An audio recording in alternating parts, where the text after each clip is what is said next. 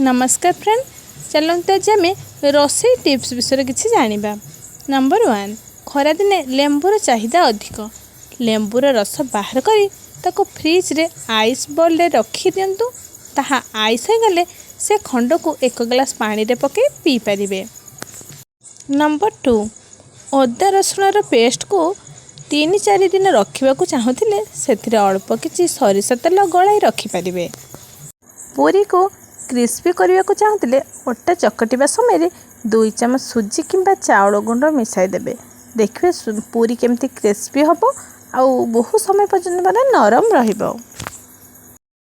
Biscuit बेसी दिन रहीगले ताहा नष्ट हो जाए, तेणु से ही डब्बारे किछि ब्रेड खंड रखि दियंतु।